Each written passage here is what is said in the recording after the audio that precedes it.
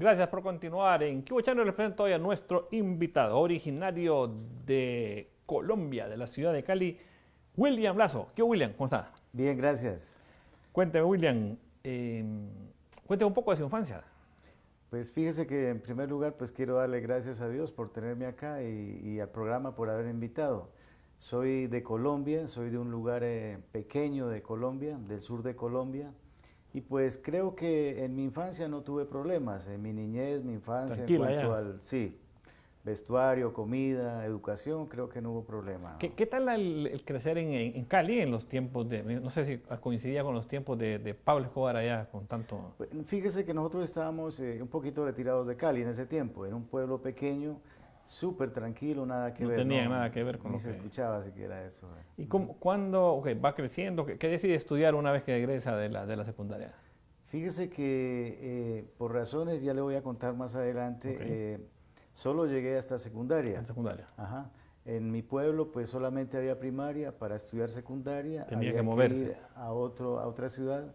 En ese tiempo no teníamos problema porque mis padres habían heredado tierras y había como suravear esos gastos, ¿no? Entonces nos mandaron a estudiar a un pueblo vecino y ahí terminamos el bachillerato, ¿no? ¿Y a qué ciudad se traslada? ¿A Cali se traslada? ¿Usted Eh, solo o toda la familia? Primero mis padres, a Cali, ajá. La última persona que se trasladó fui yo, mi persona. Cuente un poco, arranquemos con este testimonio que estoy seguro va a ser muy valioso para la gente que nos está viendo y que cada jueves se inspira mucho en los testimonios de vida que nuestros amigos de Finex siempre nos vienen a dar. Fíjese que, pues, como le comentaba, no tuve problemas en mi infancia en cuanto a estudio, alimentación, todo eso, porque mis padres heredaron tierras, entonces de ahí pues ellos sufragaban los gastos, pero a medida que iba creciendo, yo me daba cuenta pues que mi padre llegaba borrachito, más que Lo todos los miraba. sábados y los ¿Y domingos. cuántos hermanos eran? Cinco, Sí, cuatro mujeres y mi usted el persona. varón, Ajá, usted el consentido. ajá, ¿Y él el menor, el medio, el mayor? al cuarto. El cuarto, ok. Entonces su papá llegaba borracho, ¿qué pasaba por su mente al ver que su papá llegaba ahí con sus tragos? Pues para mí era algo como normal, ¿no? Yo escuchaba de que los papás se tomaban sus cervezas y todo eso. El caso fue que a medida que fui creciendo me di cuenta que eran los comentarios de mi madre con mis hermanas mayores, que le decía mi hermana, mi madre a Gladys o a Yolanda, mira que Luis ya quiere vender este ganado, que quiere vender esta tierra, que quiere vender esta finca.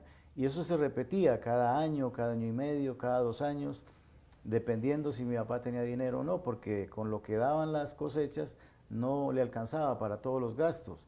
¿Esto por qué? Pues por el primer lugar, por el traguito. En segundo lugar, pues me di cuenta más adelante que él tenía amantes, y fuera de eso le gustaban las apuestas de gallos. También pues, le gustaba apostar ahí con los Entonces gallos, a ver si... ahí se gastaba bastante dinero en eso. Y el dinero que les hubiera servido a todos ustedes a la familia en la Exactamente. casa. Ajá.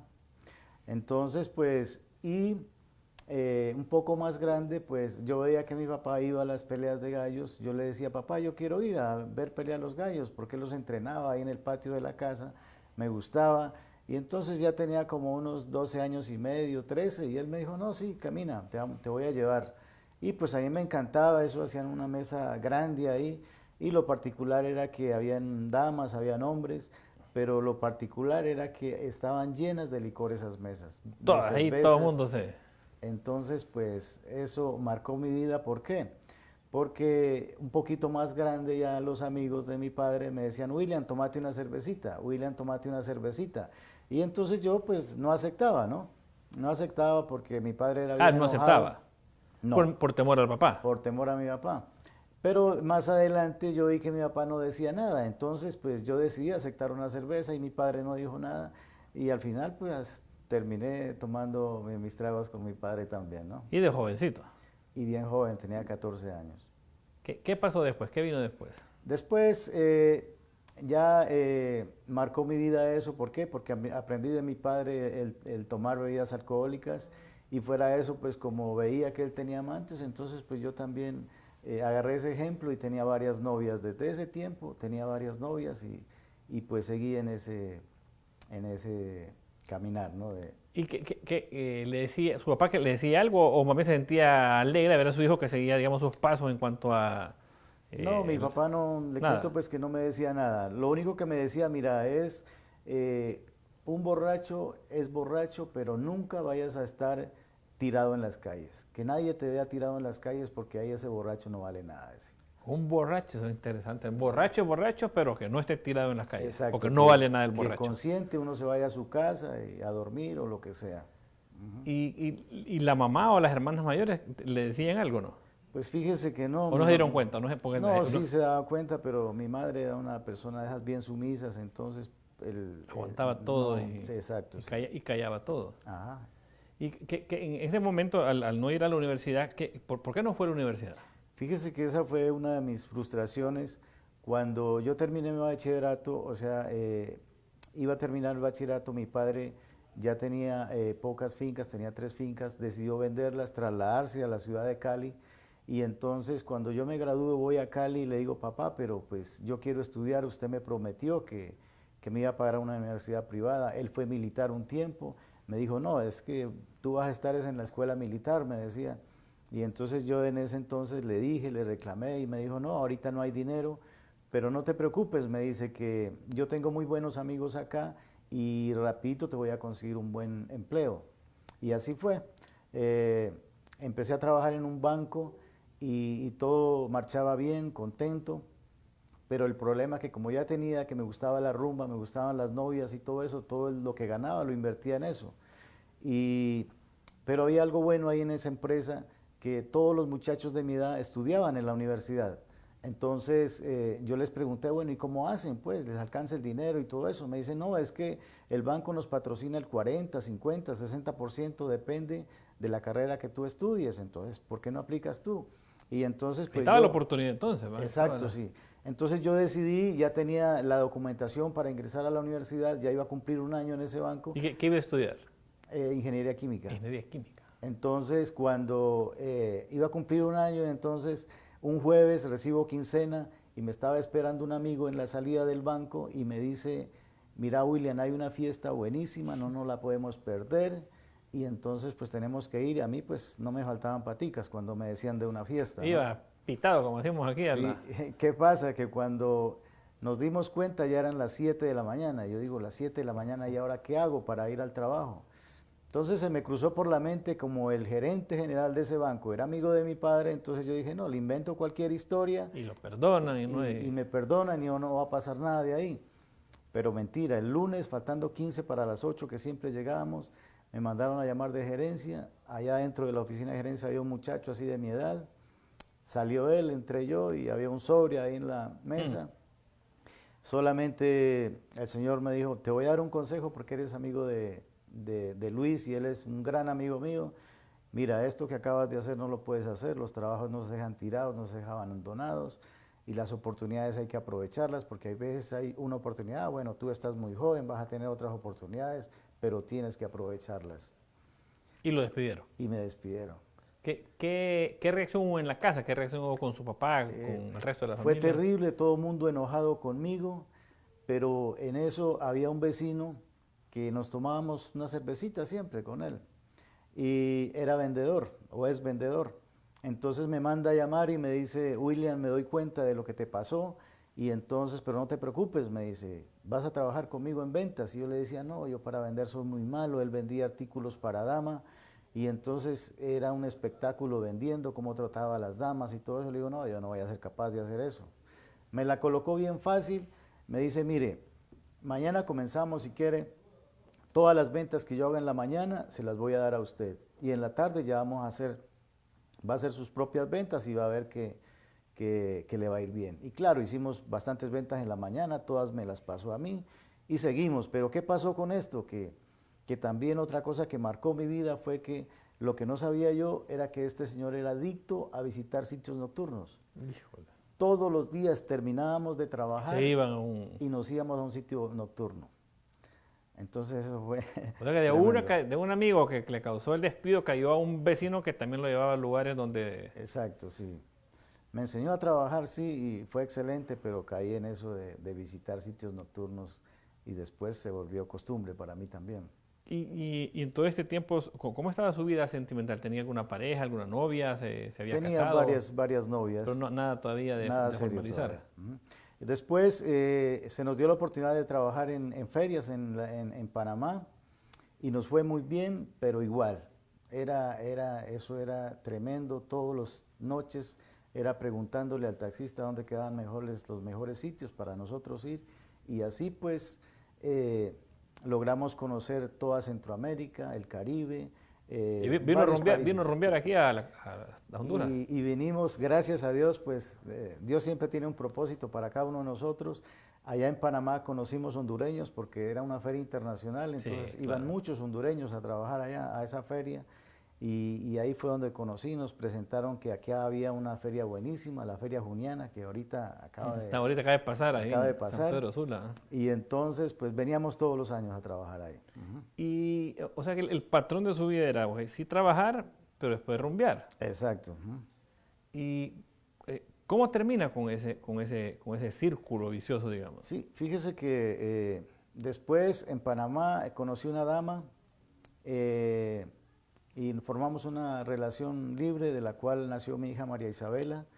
Y después siempre, ¿no? O sea, ella estaba en Panamá y yo estaba viajando. Viajando por todos lados. Por todos lados, en todos los lugares tenía amantes y fuera de eso que visitaba sitios nocturnos. Siempre estábamos con el licor en la cabeza. Y pues a raíz de eso, pues la relación también se dañó. Después decidimos separarnos, pero yo ya ya había venido varias veces a Honduras.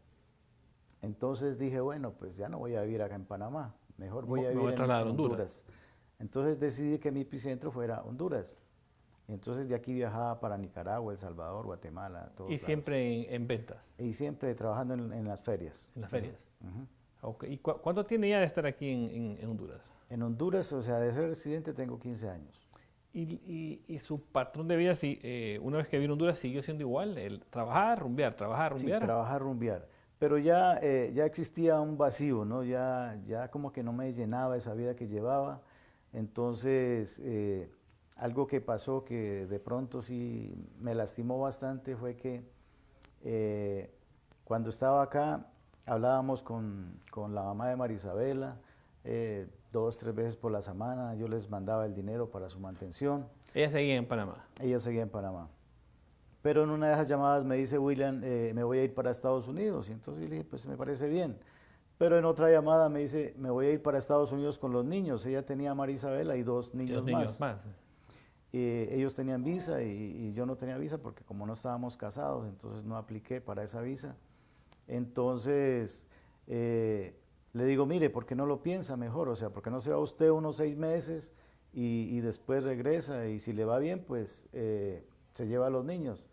Pero me hizo caso omiso, me dijo me voy en junio y precisamente el 29 de junio le dije, mire, por favor esa fecha no, ¿por qué no la postergas para julio, agosto? Tú sabes que en esa fecha yo trabajo la Feria Juniana, todos mis ahorros, Sí, mis recursos, los salen de invierto ahí, ahí, entonces no podía viajar.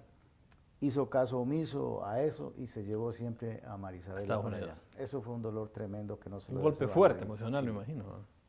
Saber que tu hija está ahí y que no tiene visa y que no la puede. Y que ya no la puedes mirar nunca ya no la más. puede Sí. ver, ¿verdad? Eso le dije a ella. Ok, ¿y qué reacción hubo en su vida al saber que ya no puede, digamos, ver físicamente a su hija, a menos que ella venga a visitarlo aquí? Sí, a raíz de eso, mire, yo le agarré un odio tremendo a esta señora. Yo le deseaba todo el mal, yo le deseaba todos los días, cada que me acordaba de ella, le deseaba siempre el mal, un odio, un resentimiento terrible. Aunque ella estaba en Estados Unidos y quizás se fue para allá para buscar mejores oportunidades para Exacto. su hija. Sí. Y entonces fíjese que, como le digo, Dios tiene propósitos para uno. Después de un tiempo, los amigos que yo conocí en Panamá conocieron de fraternidad. Entonces ellos me invitaron acá a fraternidad al comienzo, pues les dije, no, yo no necesito de eso, tengo mi iglesia, estoy bien, tengo trabajo. Pero siempre el Espíritu Santo de Dios lo toca a uno, toca su corazón. Y un día acepté una invitación a un capítulo y fue tremendo porque en el capítulo de pronto la primera vez no me gustó porque... ¿Por qué no le gustó la primera vez que fue? Porque se trataba de un señor que era alcohólico. Entonces yo dije, pues yo no tengo ese problema, o sea, yo si bebo hoy y decido no beber mañana, no bebía. Sí, o si, no estaba con el vicio, digamos. Exacto, no estaba alcoholizado, sino que yo dominaba esa parte. Pero fíjense que ese mismo día, lo único que me encantó, ahí los capítulos dan una hoja de oración y eso sí me encantó. O sea, me dijeron, con esto te puedes comunicar directamente con Dios de una forma bien fácil y a mí me caló eso. Y lo otro es que ese mismo día había una reunión en un hotel de la ciudad.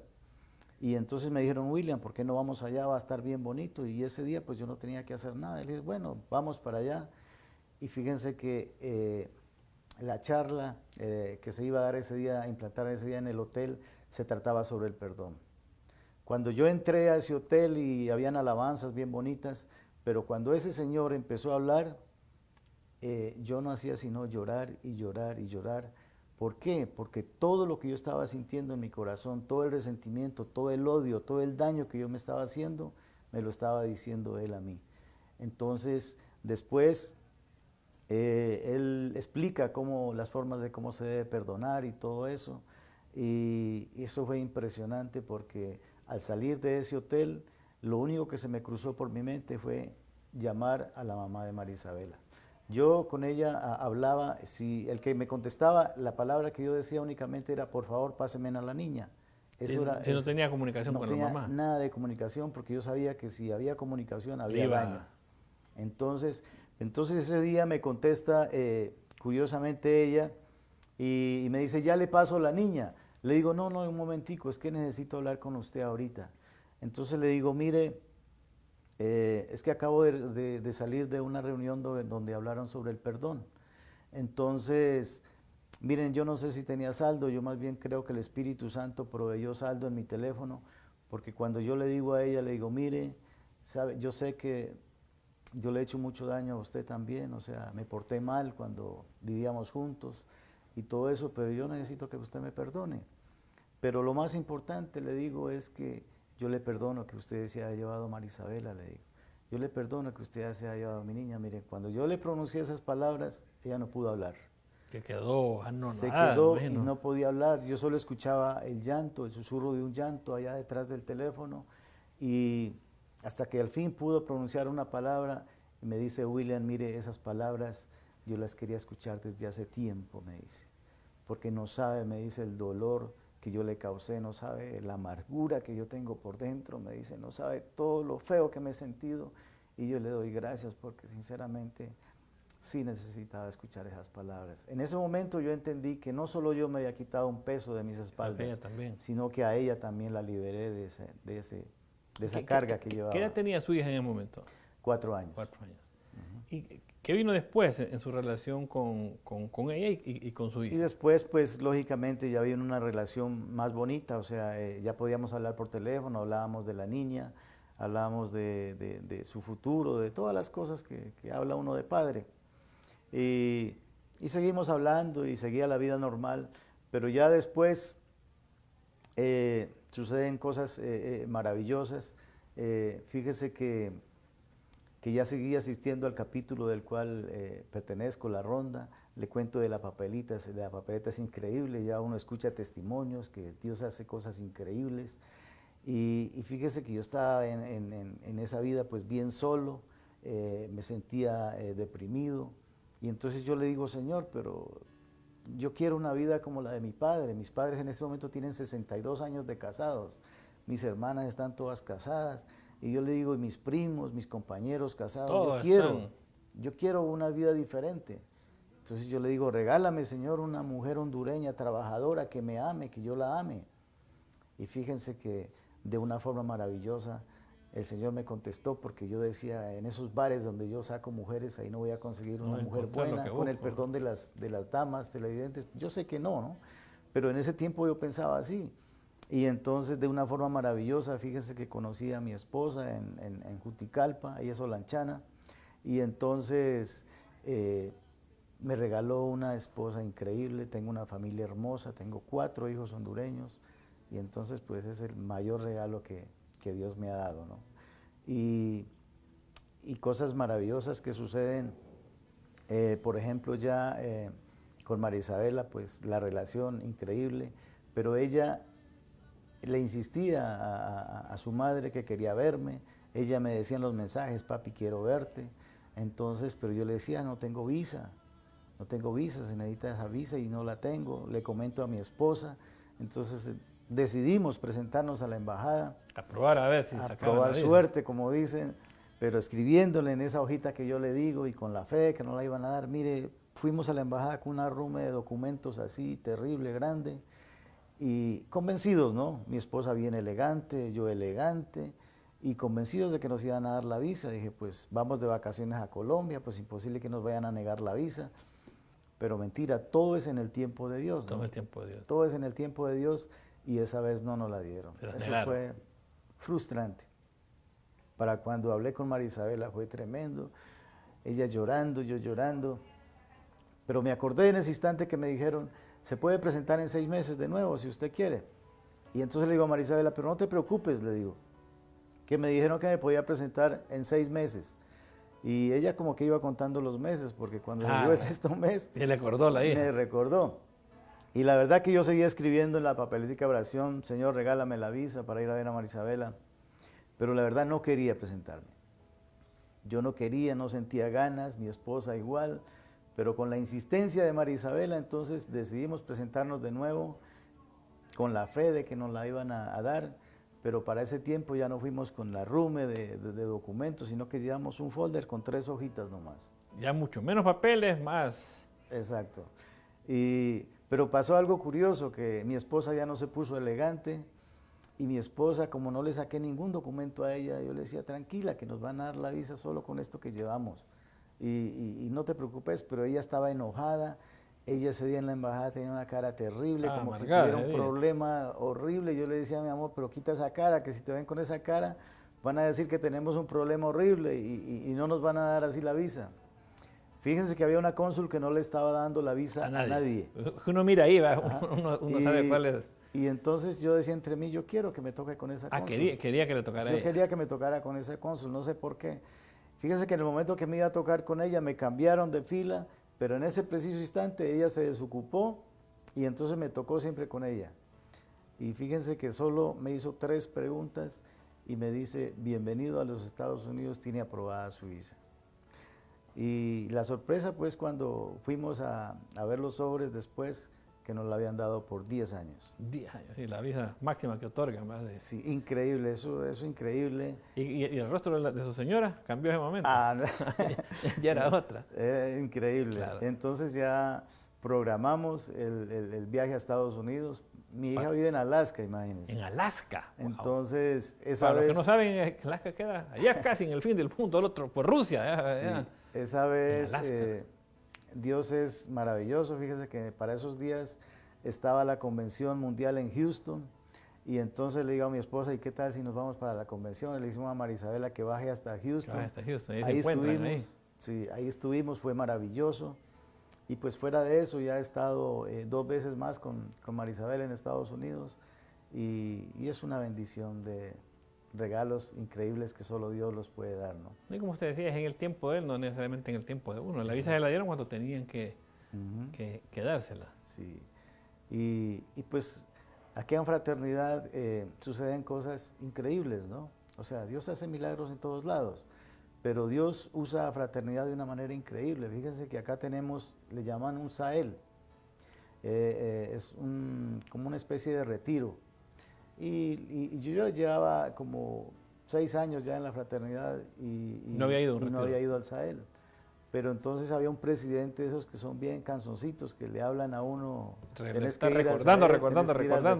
recordándome. Pero fíjese que para esos días tenía un problema yo en el colon. Estaba terriblemente mal del colon. Mi dieta era papaya, remolacha, banano, no podía comer nada, ni siquiera arroz. Era terrible, tenía ampollas por dentro, por fuera. Para menos. Y en esos días, pues, los médicos iban de los médicos y me curaban como por 1 día, 2 días. Y después caía otra vez. Fíjese que para esos días voy a donde un médico un martes y me dice, William, mire, la cosa suya no está está un poco grave, entonces le voy a recomendar 5 clases de licuados para que el próximo viernes se los empiece a tomar hasta el martes que venga aquí, yo creo que es de operación, lo operamos de un solo. Si de pronto es algún tratamiento, entonces se lo vamos a hacer, pero lo más seguro es que es operación.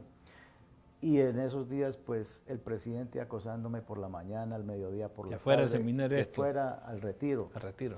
Y entonces fíjese que siempre el Espíritu Santo tocó mi corazón, me fui para ese retiro, sucedieron cosas increíbles, el viernes que llegué allá, muy bonito, al otro día increíble, unas charlas hermosas de hombres de valor, de la familia, de cosas muy tremendas.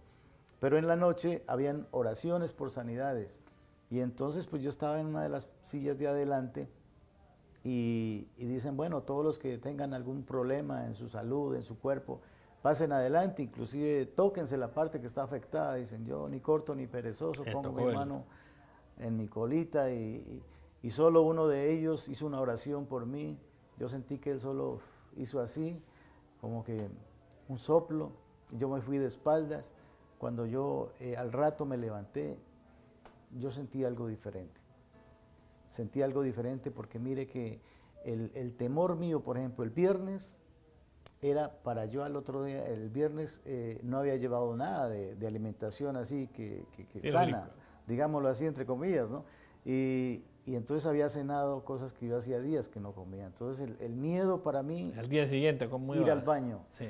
Y entonces, claro, me tocó ir al baño, el trauma pues fue tremendo, pero fíjense que no fue tan, hubo bastante sangre, pero no hubo tanto dolor.